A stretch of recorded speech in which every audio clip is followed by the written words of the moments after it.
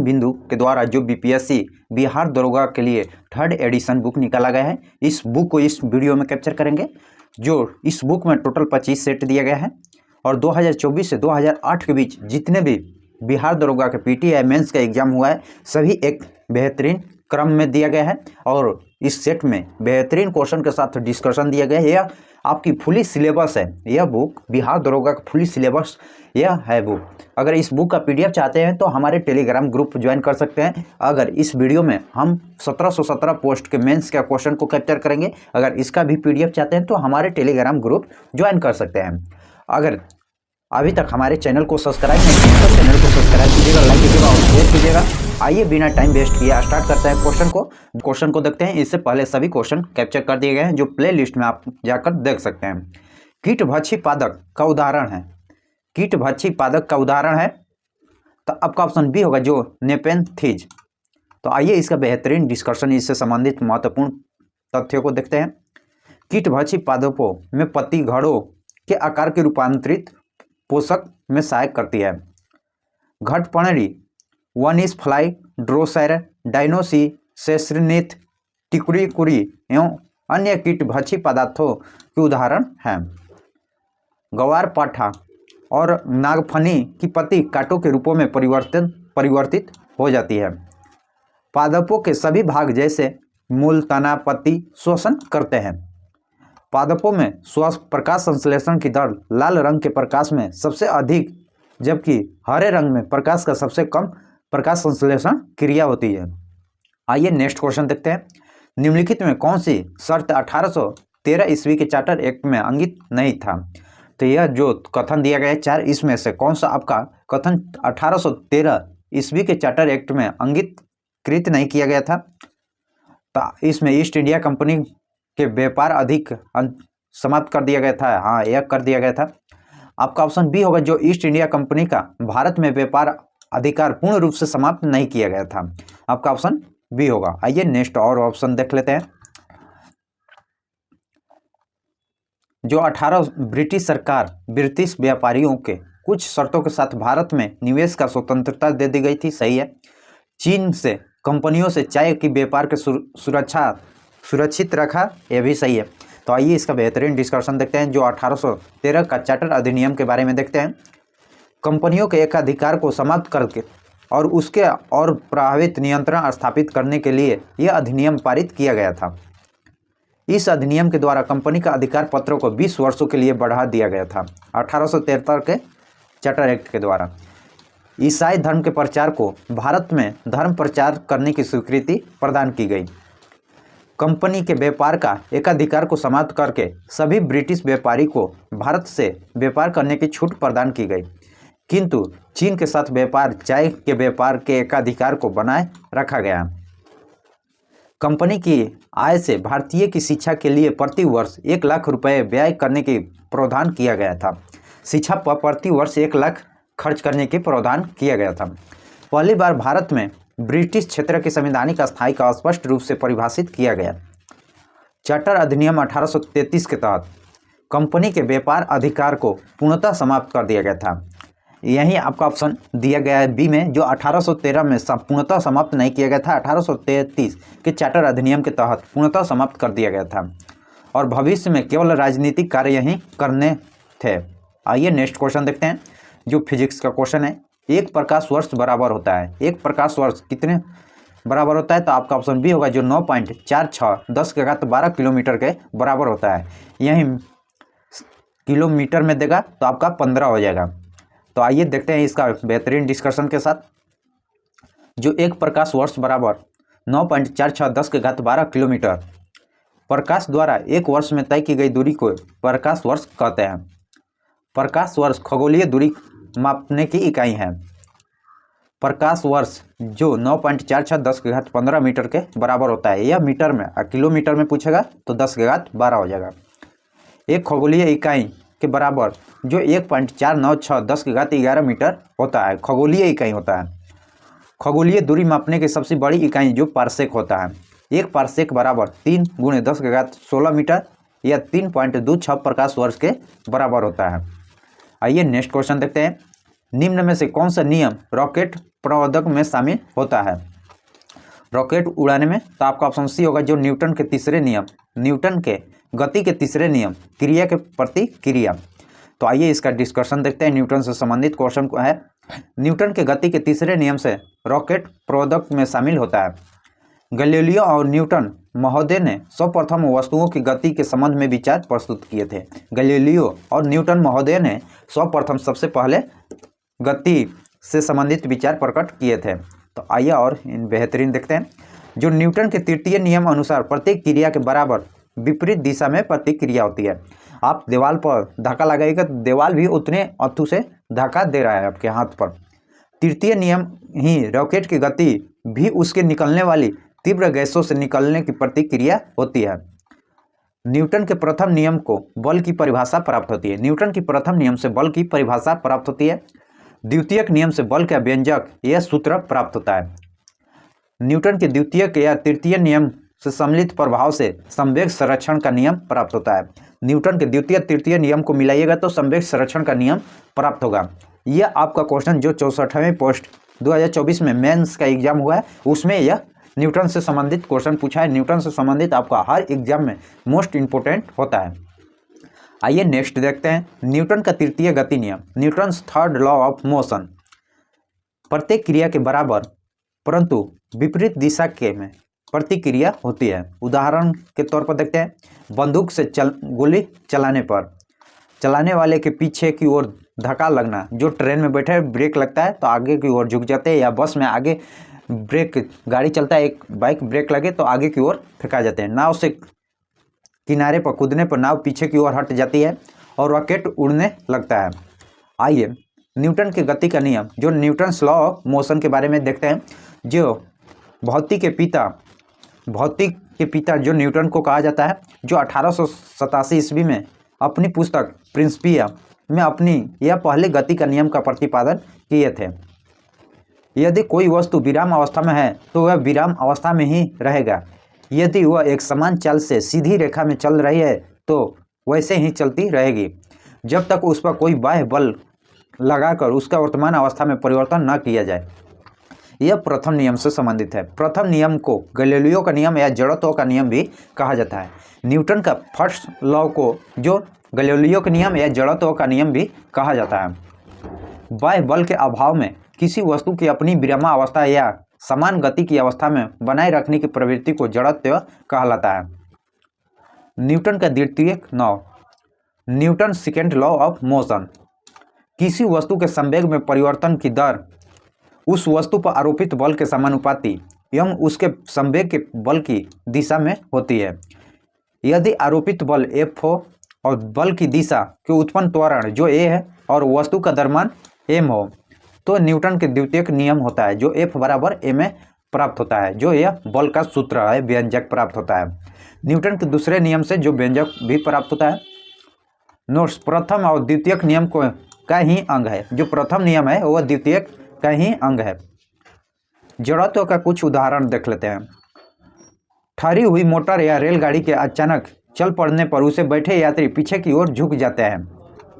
चलती हुई motor car के अचानक रुकने पर उसे बैठे यात्री आगे की ओर झुक जाते हैं।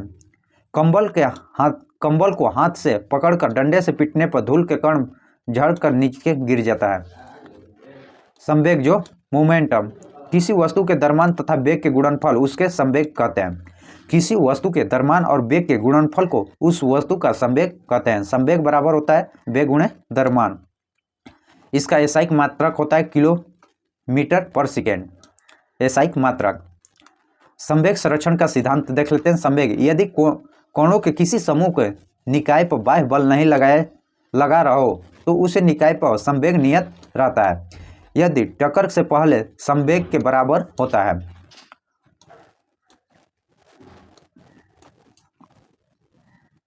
न्यूटन के गुरुत्वाकर्षण नियम देख लेते हैं। Newton of gravity.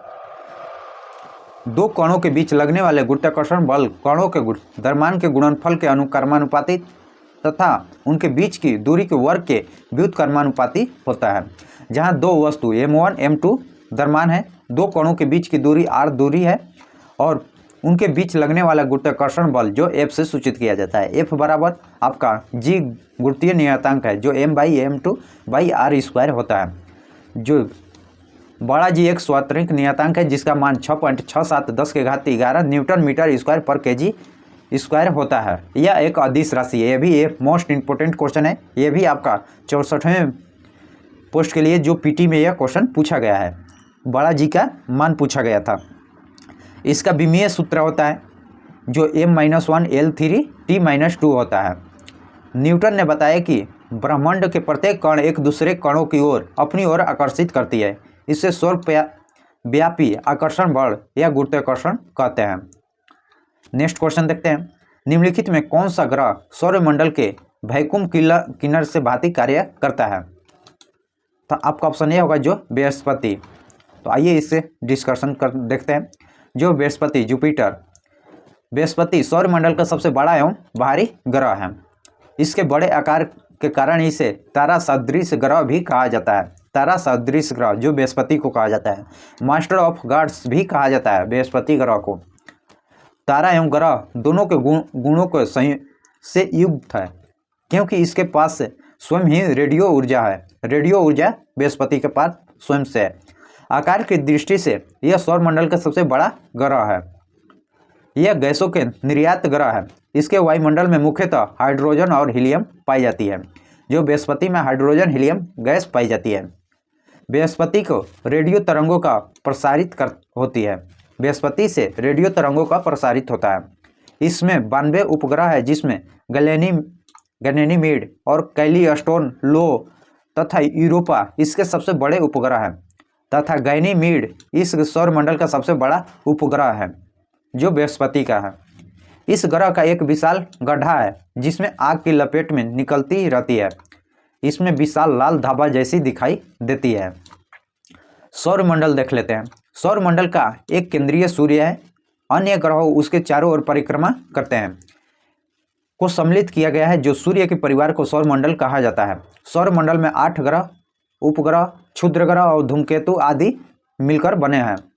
सौरमंडल में लगभग 99.9% द्रव्यमान सूर्य में है। सौरमंडल मंदाकिनी के केंद्र में लगभग 30,000 से लेकर 33,000 प्रकाश वर्ष की दूरी को एक कोण स्थित है। दूरी देख सकते हैं। आइए शनि को देख लेते हैं। शनि सौरमंडल का दूसरा सबसे बड़ा ग्रह है। पहला बृहस्पति था। इसके चारों ओर वलय पाए जाते हैं जिसकी संख्या 7 होती है। शनि के 145 उपग्रह है, जिसमें टाइटन सबसे बड़ा उपग्रह है। शनि का घनत्व सबसे कम है। घनत्व 0.7 ग्राम प्रति घन सेंटीमीटर है। शनि तीव्र गति से घूमने के कारण सौरमंडल का सबसे चपटा ग्रह है। आकाश में पीले तारे के नजर आता है, जो शनि पीले तारे की तरह नजर आता है। अरुण के चारों ओर छल्ले पाए जाते हैं, जिसमें प्रमुख होते हैं अल्फा, बीटा, गामा, डेल्टा, इफ्रॉन। अरुण अपनी धुरी पर सूर्य की ओर अधिक झुकाव के कारण लेटा हुआ प्रतीक होता है। इसे लेटा हुआ ग्रह भी कहा जाता है शनि को। टाइटेनियम अरुण का सबसे बड़ा उपग्रह है।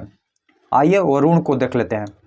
सूर्य के अधिकतम दूरी के कारण अरुण को स्वादिक ठंडा ग्रह भी कहा जाता है। इसके चारों ओर अति शीतल मीथेन के बादल पाए जाते हैं। इसमें 14 उपग्रह है।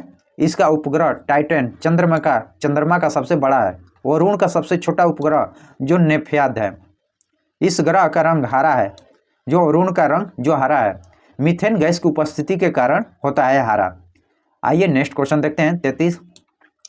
यदि वायुमंडल का दाब को 76 डिग्री सेंटीमीटर सामान्य दाब को कम हो तो पानी का तापमान पर उबलने लगेगा। तो आपका ऑप्शन ये होगा जो 100 डिग्री सेल्सियस से कम करने पर। आइए इसका डिस्कशन देखते हैं। जो वायुमंडलीय दाब पर पारा 76 सेंटीमीटर सामान्य दाब से कम होने पर 100 डिग्री सेल्सियस कम तापमान पर उबलने लगेगा। वायुमंडलीय सामान्य दाब जो 76 सेंटीमीटर से 660 किलोमीटर होती है। सभी द्रव्यमान का क्वथनांक दाब बढ़ाने से बढ़ जाता है, अर्थात क्वथनांक का वायुमंडलीय दाब के समानुपाती होता है। जो वायुमंडलीय दाब समानुपाती द्रव का क्वथनांक होता है। गर्म करने पर जिन पदार्थों का आयतन बढ़ता है, दाब बढ़ाने पर उनका गलनांक भी बढ़ता है, जैसे मोम, घी इत्यादि। गर्म करने पर जिन पदार्थों का आयतन घटता है, दाब बढ़ाने पर उसका गलनांक भी घटता है, जैसे बर्फ और ढलवा लोहा। वायुमंडल दाब मापने की यंत्र जो बैरोमीटर है, वायुमंडलीय दाब मापने के लिए जो यंत्र है वो बैरोमीटर है। वायुमंडल एक बहुस्तरीय गैसीय आवरण है जो पृथ्वी के चारों तरफ से घिरा हुआ है। यह प्राकृतिक पर्यावरण और जीवमंडल पारिस्थितिकी तंत्र का एक महत्वपूर्ण संगठक है, क्योंकि जीवमंडल के सभी जीवधारियों के अस्तित्व के लिए इनमें सभी आवश्यक है, जैसे गैस, ऊष्मा तथा जल प्राप्त होते हैं। वायुमंडल का तापमान के आधार पर कई मंडलों में विभाजित किया गया है जो 5 है। पहला क्षोमंडल है, दूसरा समताप मंडल है, मध्य मंडल, आयन मंडल और वायुमंडल। इस प्रकार 5 मंडलों में बांटा गया है वायुमंडल को। वायुमंडल में गैसों की मात्रा को देख लेते हैं, जो इधर गैस देखेंगे और उसका आयतन की प्रतिशत देखेंगे। सबसे अधिक मात्रा में जो नाइट्रोजन गैस पाया जाता है, जो नाइट्रोजन 78.3, दूसरा पर ऑक्सीजन आता है, ऑक्सीजन का जो 20.99, आर्गन तीसरा पर 0.93%, कार्बन डाइऑक्साइड जो 0.03, नियॉन 0.0018, हीलियम का 0.0005 होता है और सातवां जीनॉन जो 0.000078 होता है। आइए नेक्स्ट क्वेश्चन देखते हैं। सूर्य एवं तारों के ऊर्जा का प्रमुख स्रोत क्या होता है? सूर्य और तारों का ऊर्जा का प्रमुख स्रोत क्या होता है? तो नाभिकीय संलयन होता है। नाभिकीय संलयन होता है। सूर्य एवं तारों का प्रमुख स्रोत नाभिकीय संलयन होता है। सूर्य भी एक प्रकार का तारा ही है। सूर्य पृथ्वी का सबसे नजदीकी तारा है। हैंस और बेथ के अनुसार 10⁻7 डिग्री सेल्सियस पर तारों के केंद्र की चारों ओर हाइड्रोजन अणु मिलकर एक हीलियम नाभिक का निर्माण करती है, जिससे सूर्य और तारों का ऊर्जा का उत्पन्न होती है। यही प्रक्रिया नाभिकीय संलयन कहलाता है। यही प्रक्रिया नाभिकीय संलयन कहलाता है, जो हाइड्रोजन और हीलियम मिलकर। तारों का रंग उसके तापमान को ज्ञात किया जाता है। तारों द्वारा मुक्त ऊष्मा के आधार पर तारों का उम्र ज्ञात किया जाता है। सूर्य के वर्तमान में आयु जो 7.4 अरब वर्ष है। सूर्य के दृष्टिगोचर भाग को प्रकाश मंडल कहलाता है। सूर्य का दृष्टिगोचर भाग जो प्रकाश मंडल कहलाता है। नाभिकीय संलयन को देख लेते हैं। जब 2 या 2 से अधिक हल्के नाभिक संयुक्त से होकर एक भारी नाभिक बनाते हैं एवं अत्यधिक ऊर्जा मुक्त करते हैं, तो इस अभिक्रिया को नाभिकीय संलयन कहते हैं। एक नाभिकीय संलयन अभिक्रिया का उदाहरण देख लेते हैं, जो हाइड्रोजन के साथ यह देख सकते हैं। सूर्य एवं तारों से प्राप्त ऊर्जा को प्रकाश का स्रोत नाभिकीय संलयन ही है। सूर्य एवं तारों के प्राप्त ऊर्जा एवं प्रकाश का स्रोत नाभिकीय संलयन होता है। नाभिकियों को संलयन करने के लिए करीब 10⁸ केल्विन के उच्च ताप के साथ अत्यधिक उच्च दाब की आवश्यकता होती है। हाइड्रोजन बम जो हाइड्रोजन बम का विकास एडवर्ड टेलर ने जो 1952 ईस्वी में किए थे।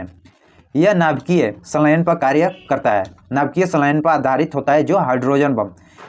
यह बम जो परमाणु बम की अपेक्षा 1000 गुना अधिक शक्तिशाली होती है। जो परमाणु बम की अपेक्षा हाइड्रोजन बम 1000 गुना अधिक शक्तिशाली होती है। नाभिकीय संलयन यह नाभिकीय प्रक्रिया में जिसका कोई एक भारी नाभिक 2 भागों में टूट जाता है, नाभिकीय विखंडन कहलाता है। यहाँ नाभिकीय विखंडन है। विखंडन के दौरान उत्पन्न ऊर्जा को नाभिकीय ऊर्जा कहते हैं। सबसे पहले नाभिकीय विखंडन अमेरिकी वैज्ञानिक ने जो अस्टरमैन एवं हॉर्न ने के द्वारा देखा गया था। इन्होंने जब यूरेनियम 235 पर न्यूट्रॉन की बमबारी की तो पाया गया कि यूरेनियम की नाभिक के 2 खंडों में विभाजित हो जाते हैं। परमाणु बम एटम बम को देख लेते हैं। परमाणु बम का विकास जे रॉबर्ट ओपेनहाइमर के निर्देश पर अमेरिका के द मैनहट्टन प्रोजेक्ट के तहत द्वितीय विश्व युद्ध के दौरान हुआ था। परमाणु बम का विकास जो द्वितीय विश्व युद्ध के दौरान हुआ था, जो अमेरिका के वैज्ञानिक किए थे। परमाणु बम बनाने के लिए यूरेनियम 235 तथा प्लूटोनियम 239 का प्रयोग किया जाता है। नाभिकीय विखंडन सिद्धांत पर आधारित होता है। परमाणु बम नाभिकीय विखंडन पर आधारित होता है। परमाणु बम सर्वप्रथम प्रयोग में द्वितीय विश्व युद्ध के संयुक्त राज्य अमेरिका के द्वारा जापान के विरोध में किया गया था। जो पहला 6 अगस्त 1945 को एवं दूसरा जो 9 अगस्त 1945 को क्रमशः हिरोशिमा और नागासाकी पर यह बम गिरा गया था। नेक्स्ट क्वेश्चन देखते हैं। पेयजल में निम्न में से किसके अधिकता के कारण ब्लू वेव सिंड्रोम होता है? जो पेयजल में निम्नलिखित किसकी अधिकता के कारण ब्लू वेव सिंड्रोम होता है? तो आपका ऑप्शन डी होगा, जो नाइट्रोजन की अधिकता के कारण होता है। पीने के पानी में नाइट्रोजन आयन NO3 के उच्च स्तर पर शिशुओं के रक्त में ऑक्सीजन परिवहन को कम हो जाता है और ब्लू बेबी सिंड्रोम का लक्षण आ जाता है। इस बीमारी में शिशु शरीर नीला पड़ जाता है। नाइट्रेट की क्रिया में इसकी ऑक्सीजन परिवहन की क्षमता को कम कर देता है, जिससे श्वसन की क्रिया प्रभावित होती है।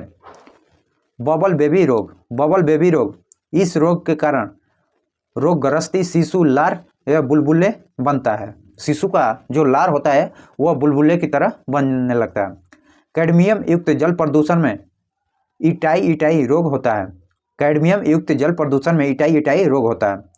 पारा युक्त जल प्रदूषण में मिनी माता रोग होता है। पारा युक्त जल प्रदूषण में जो मिनी माता रोग होता है।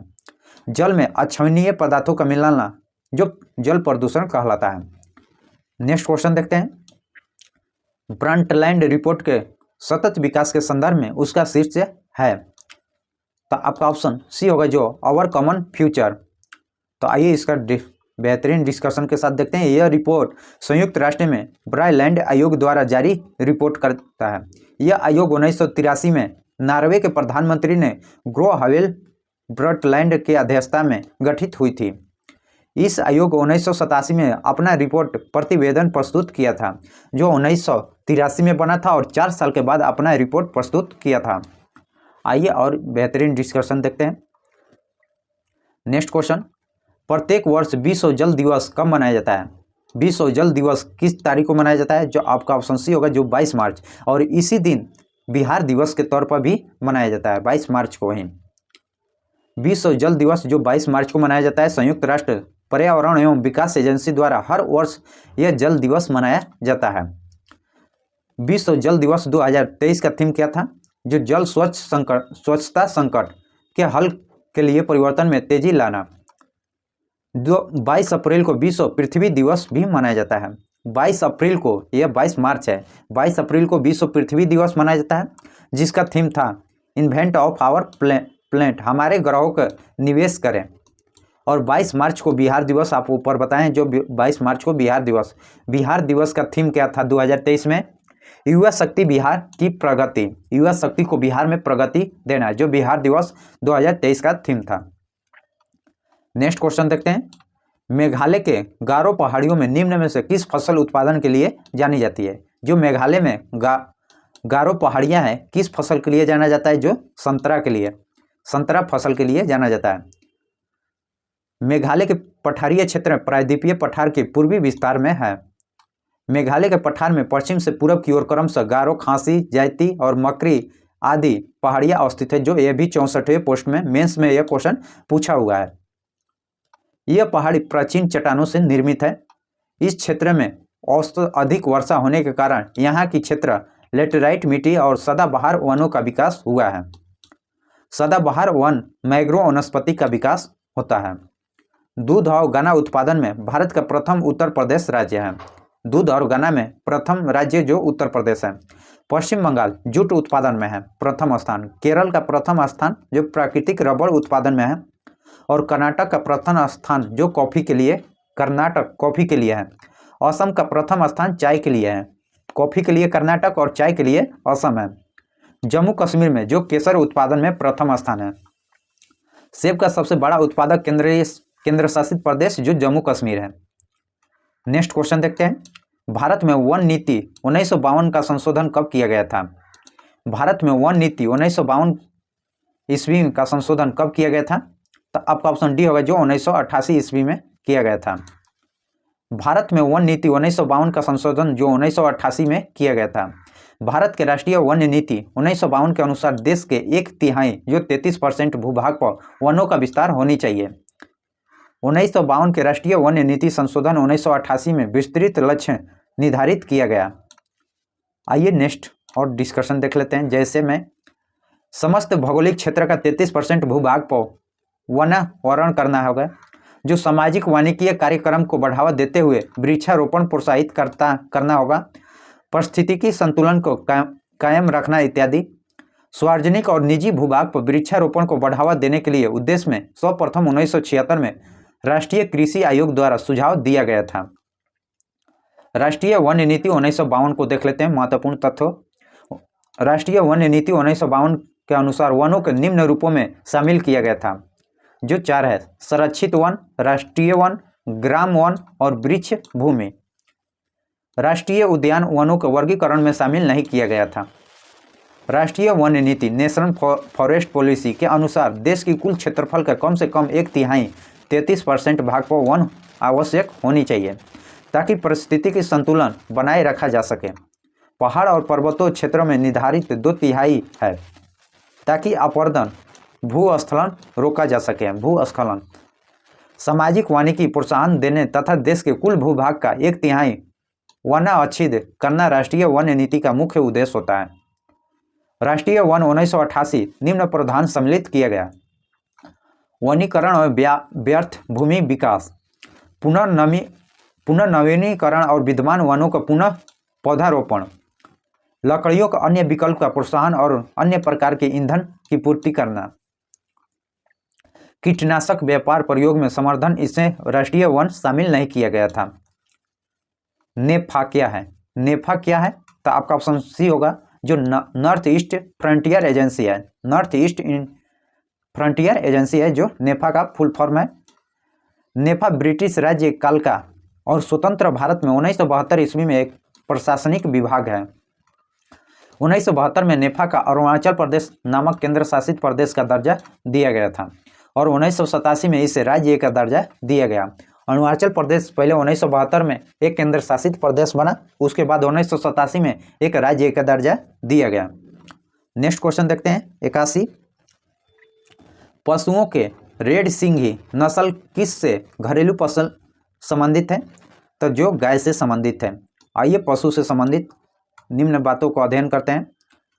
जो पशुओं में रेड सिंघी नस्ल गाय घरेलू पशु से संबंधित है। रेड सिंघी नस्ल गाय का मुख्य जो पाकिस्तान एवं कराची और हैदराबाद में पाई जाती है। गायों के सबसे भारी नस्ल जो भारत में कांकरेज होती है। होलोस्टीन फ्रीजियन गाय जो विश्व में सबसे ज़्यादा दूध उत्पादन करती है। विदेशी नस्ल का गाय जर्सीन जो भारतीय जलवायु के प्रति सबसे उपयुक्त मानी जाती है। गनसी जो गाय दूध में जो 5% तक वसा पाई जाती है। सबसे ज़्यादा वसा भैंस के दूधों में जो 9% पाई जाती है। भारत का दक्षिणतम बिंदु कौन है? भारत का दक्षिणतम बिंदु कौन है? तो आपका इंदिरा पॉइंट है। इंदिरा पॉइंट दक्षिणतम बिंदु है। आइए सभी पॉइंटों को देखते हैं। जो भारत के दक्षिणतम बिंदु इंदिरा पॉइंट है। भारत की आकृति चतुष्फलकीय है। उत्तर एवं दक्षिण विस्तार जो 3214 किलोमीटर है। भारत के उत्तर से दक्षिण का विस्तार जो 3214 किलोमीटर है। यहीं पूर्व से पश्चिम का विस्तार जो 2933 किलोमीटर है। भारत का उत्तरतम बिंदु उत्तर का बिंदु जो इंदिरा कॉल है। भारत का सबसे पूर्वी बिंदु किपुथु है जो अरुणाचल प्रदेश में, तथा पश्चिमी बिंदु गुहान मोती है कच्छ जिला में जो गुजरात में है। और दक्षिणतम बिंदु इंदिरा पॉइंट आप देख लिए हैं। भारत के कुल क्षेत्रफल कितना है? भारत का कुल क्षेत्रफल जो 32,87,263 वर्ग किलोमीटर है। इंदिरा पॉइंट को पिगमेलियन पॉइंट भी कहते हैं जो ग्रेट निकोबार द्वीप में स्थित है। देश की चतुर्थीय अंतिम सीमा बिंदु देख लेते हैं। दक्षिणतम बिंदु जो इंदिरा पॉइंट 6 डिग्री 45 मिनट अक्षांशीय है जो ग्रेट निकोबार द्वीप पर है। उत्तरी बिंदु जो इंदिरा कॉल जम्मू कश्मीर में है। पश्चिमोत्तर बिंदु जो गुहान मोती जो गुजरात में है। पूर्वोत्तर बिंदु किपुथु जो अरुणाचल प्रदेश में है। मुख्य भूमि से दक्षिण सीमा जो कन्याकुमारी जो 8 डिग्री 4 मिनट अक्षांश जो तमिलनाडु में है। भारत का उत्तरीय गोलार्ध देख लेते हैं। भारत में उत्तरीय गोलार्ध जो 8 मिनट से 4 सेकेंड मिनट 8 डिग्री से 4 मिनट 37 डिग्री से 6 मिनट। उत्तरी अक्षांश जो 68 डिग्री से 7 मिनट जो 97 डिग्री से 25 मिनट पूर्वी देशांतर के बीच स्थित है। जो ये भी आपका 64वीं पोस्ट मेंस में यह क्वेश्चन पूछा गया है। यह सभी आप देख सकते हैं। तो जो पूछा गया उससे संबंधित क्वेश्चन आगे भी आ सकता है। संपूर्ण भारत का अक्षांशीय विस्तार जो 6 डिग्री 4 मिनट से 37 डिग्री 6 मिनट उत्तरी अक्षांश के मध्य स्थित है। भारत का मानक समय जो इलाहाबाद के निकट मिर्जापुर से गुजरने वाली 82.5 पूर्वी देशांतर रेखा को माना गया है। ग्रीनविच समय से 5 घंटे आगे है। 82.5 पूर्वी देशांतर जो 5 राज्यों से होकर गुजरती है, उत्तर प्रदेश, मध्य प्रदेश, छत्तीसगढ़, उड़ीसा और आंध्र प्रदेश। जो ग्रीनविच रेखा है जो 5 राज्यों से होकर गुजरती है, जो उत्तर प्रदेश, मध्य प्रदेश, छत्तीसगढ़, उड़ीसा और आंध्र प्रदेश से होकर गुजरती है। कर्क रेखा देख लेते हैं। कर्क रेखा लगभग भारत के मध्य से गुजरती है, जो यह 8 राज्यों से होकर कर्क रेखा गुजरती है। राजस्थान, गुजरात, मध्य प्रदेश, छत्तीसगढ़, झारखंड, पश्चिम बंगाल, त्रिपुरा और मिजोरम से होकर गुजरती है। और भारत का कर्क रेखा की स्थिति शहर जो रांची है, वर्तमान में भारत में 28 राज्य और 8 केंद्र शासित प्रदेश है। लोनावाला जलवायु विद्युत संयंत्र कहाँ स्थित है? तो आपका ऑप्शन सी होगा, जो महाराष्ट्र में यह स्थित है, महाराष्ट्र में। आइए इससे संबंधित महत्वपूर्ण पॉइंट को कैप्चर करते हैं। जो लोनावाला जल विद्युत संयंत्र जो महाराष्ट्र में है, यह बांध बनाकर बनते हुए पानी को रोककर फिर ऊंचाई से टरबाइन से गिराकर विद्युत ऊर्जा प्राप्त करने की प्रक्रिया को जल विद्युत संयंत्र कहते हैं। यह एक सस्ती और नगण्य प्रदूषण वाली प्रणाली है। भारत में प्रथम जल विद्युत संयंत्र की स्थापना दार्जिलिंग में किया गया था, जो 1897 में। अरुणा 3 जल विद्युत परियोजना जो नेपाल में है। ओंकारेश्वर जल विद्युत केंद्र जो मध्य प्रदेश में स्थित है। जो परियोजना के नाम देखेंगे और लवांती राज्य देखेंगे, कौन कौन सा राज्य जो उस परियोजना से लाभ पाता है। जो भाखड़ा नागल परियोजना जो सतलज नदी पर है, जो पंजाब, हरियाणा और हिमाचल प्रदेश, राजस्थान, यह भाखड़ा नागल परियोजना का लाभ उठाता है।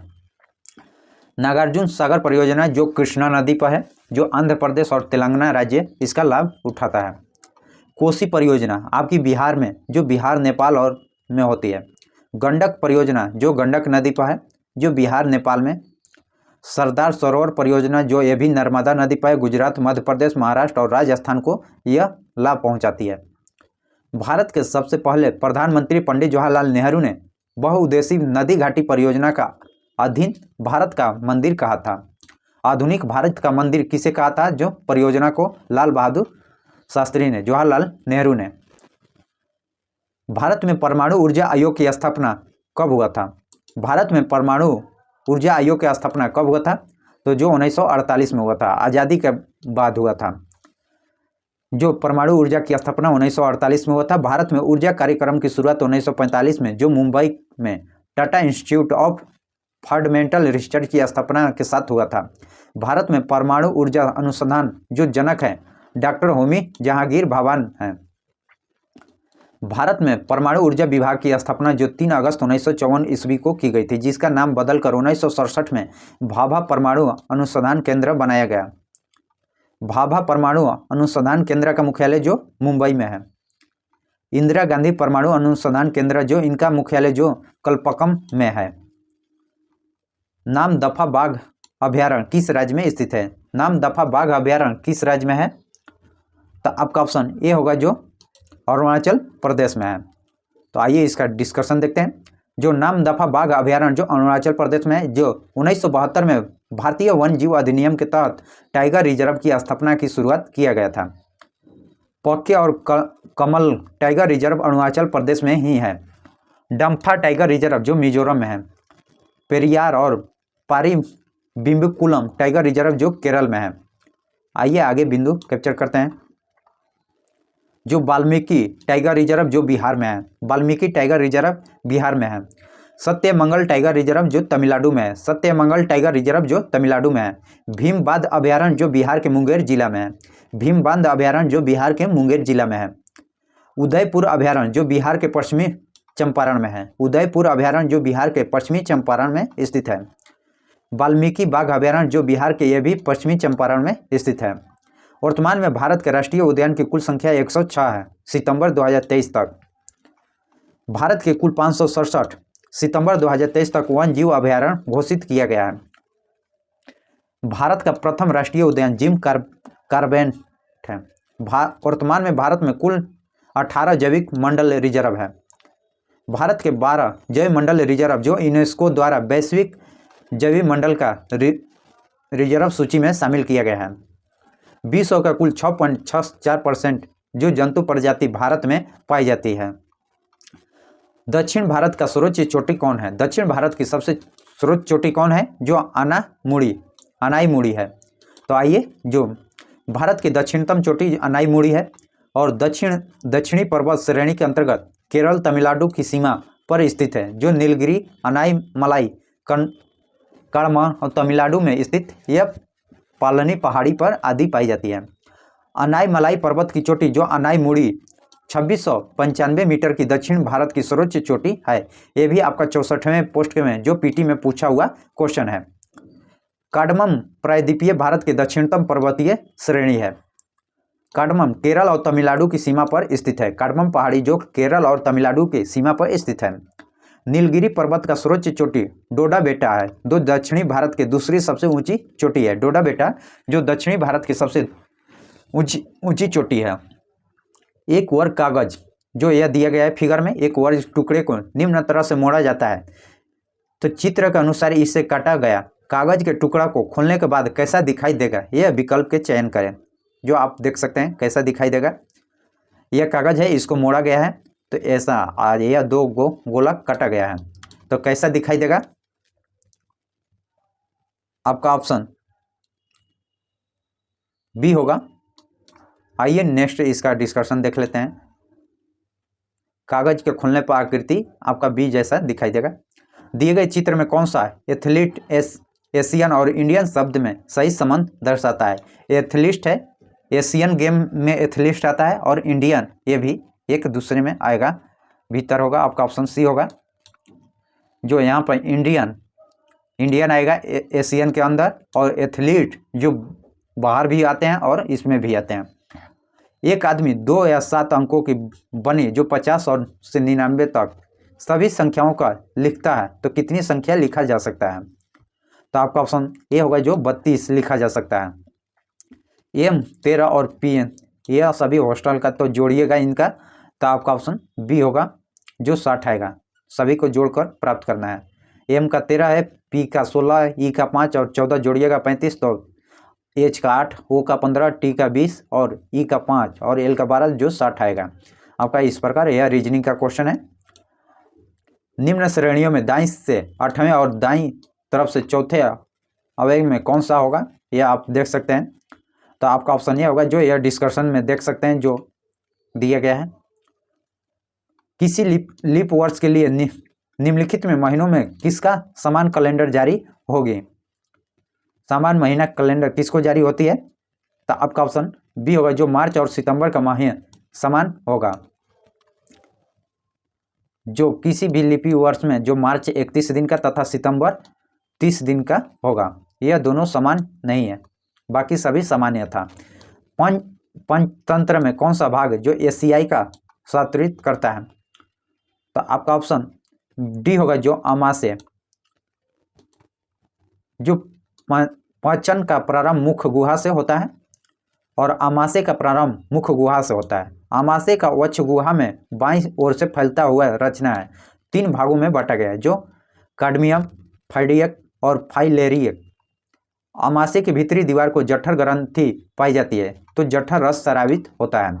जठर रस का पीएच मान जो 1.8 होता है, अर्थात अत्यधिक अम्लीय होता है जठर रस। अमाशय में प्रोटीन का पाचन होता है। अमाशय से निकलने के पश्चात भोजन छोटी आंत में जाता है। यकृत शरीर का सबसे बड़ी ग्रंथि है। यकृत शरीर का सबसे बड़ी ग्रंथि है। अग्नाशय बहिःस्रावित और अंतःस्रावित दोनों ही ग्रंथियों तक तरह कार्य करता है। अग्नाशय मानव शरीर का दूसरा सबसे बड़ी ग्रंथि है। चित्र में दर्शाया गया कि अर्धवृत्त का व्यास जो ए बी है, यदि AQ 2AP हो तो निम्न में सही विकल्प का चयन करना है। जो इसका डिस्कशन आप देख सकते हैं, इसका आंसर सी होगा। नेक्स्ट क्वेश्चन, एक वृत्त की परिधि जो 880 मीटर है तो वृत्त का व्यास क्या होगा? तो वृत्त के व्यास आपका देख सकते हैं, इसका डिस्कशन देखिए कैसे। जो वृत्त का व्यास परिधि बाई पाई होता है जो 880/7, पाई का मान 22/7 होता है तो 22 नीचे आ गया, आपका काटिएगा 280 मीटर आएगा। यदि ए बी सी गुणोत्तर श्रेणी में लॉग ए लॉग बी लॉग सी है तो ये इसका मान क्या होगा? तो आपका ऑप्शन समानांतर श्रेणी में होगा, समानांतर श्रेणी में। जो यह डिस्कशन पुश करके वीडियो देख सकते हैं। यह मैथ का क्वेश्चन आप ए बी क्रमशः असमीकाएँ हैं जो 5x + 2 है, समानांतर है 8x - 1 के और 7x - 2 बड़ा या छोटा बराबर हो सकता है x + 6 के, तो इसका समुच्चय ज्ञात करना है। यह डिस्कशन देख के आप हल कर सकते हैं। तो आपका इसका डी होगा ऑप्शन 98 का ऑप्शन आपका डी होगा, जो 10 आएगा इसका मान। नेक्स्ट क्वेश्चन देखते हैं, जो आपका 99 क्वेश्चन। एक खगोलीय घन के सभी सतहों पर लाल रंग रंगा जाता है तो इस घनों में 64 छोटे समान घनों का काटा जाता है। कितने छोटे घन ऐसे हैं जिनकी किसी भी सतह पर लाल रंग नहीं आएगा? यह आपका सॉल्यूशन है, ये इस फार्मूला पर पुट होगा। आपका ऑप्शन बी होगा, जो 8 आएगा। कलोल पावर विद्युत परियोजना कहाँ स्थित है? तो आपका ऑप्शन डी होगा, जो यह गुजरात में स्थित है। गुजरात में जो कलोल पावर विद्युत परियोजना जो गुजरात में है। अंकलेश्वर, खंभात, मेहतसरा, औलिया, बेटी नागवा, कोसंबा और संदा लुनिया इत्यादि जो गुजरात में ही स्थित है। यह पावर विद्युत परियोजना एवं तेल परिशोधक शाला है जो मुंबई हाईवे और महाराष्ट्र पर स्थित है। मथुरा तेल परिशोधनशाला जो उत्तर प्रदेश में स्थित है। जय हिंद, जय भारत। जो आप सभी यह मेंस के क्वेश्चन देखें, इसी तरह वीडियो पाने के लिए हमारे चैनल को सब्सक्राइब कीजिएगा, लाइक कीजिएगा और शेयर कीजिएगा।